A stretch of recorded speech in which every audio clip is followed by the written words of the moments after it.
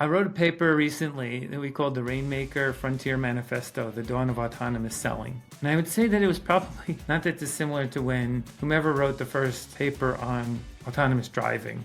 This is something we all believe will happen. There's no question. I've been in a Waymo, I think it's amazing. I've been in Tesla with full self-driving, I'm not sure it's amazing, right? We're not taking the steering wheel out of a car yet. We're not taking humans out of the process. But we know where it's going, right? And although in a Waymo, there is the steering wheel, but when you sit in the back, I mean, it's an unbelievably incredible experience. But the amount of systems that make that work, you're sitting on this massive computer, and it can only work in certain sort of like happy path markets. You're not putting it in New York City tomorrow. But the point of it is, the reason why I go down this path is that I think we all know where we want to go. And it doesn't mean we're taking people out of our businesses. It's just actually we're trying to streamline and make them more effective. Selling, autonomous selling, where AI is going to do it end to end, we'll actually be able to, in November, happy path demo from the lead to taking payment without a human, right? We are working on that tech right now, and we're on track to deliver that happy path, meaning not a big objection.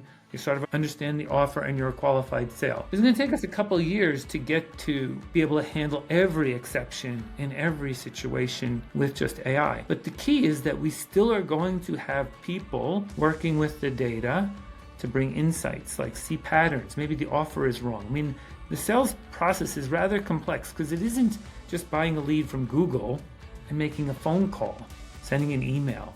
Like, that's why we spend a lot of money and get less return than we should. The saying, which is that 50% of our leads are worth something, we just don't know which 50%. And so we spend all this money and we just cross our fingers and hope it works. We don't think that's okay. In the future, we want a small business owner to know that they want to spend less, they want to get better return, cost to acquire goes down, and they want to do it more predictably. To be able to do that, you can't do that truly only with humans. And the end-to-end AI process here is not about just an AI bot talking to the consumer. This is about machine learning, it's about scoring, it's about routing, it's about recursive learning, it's about insights from the LLM. It's all of that in a workflow built on top of a pretty significant data infrastructure that both protects the data, makes it observable. And by the way, what about the hallucinations? How do you guarantee that the system did what you wanted to? Like, imagine you gave it negotiating capability and you want to sell something for $1,000. The next thing you see, there's a $100 sale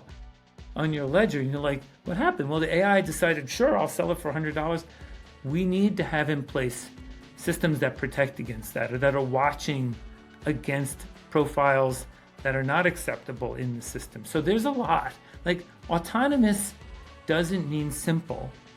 And when it looks really easy, there's a ton of complexity. Back to my Waymo example, ton of complexity. Tens of thousands of dollars just to hardware, plus all the software, and the geniuses for 10 years who have done this. We think it'll go faster because of where AI is today, but what you want to get from Raynmaker or anyone who's going to go off and try and do this is a higher level of integrity around what this commitment is. And this is not just trying to replace a person answering the phone and doing the sales with an AI bot doing the same thing. That actually is not a good solution. That might be fine for appointment setting, but not for selling. And so we're going 100 times deeper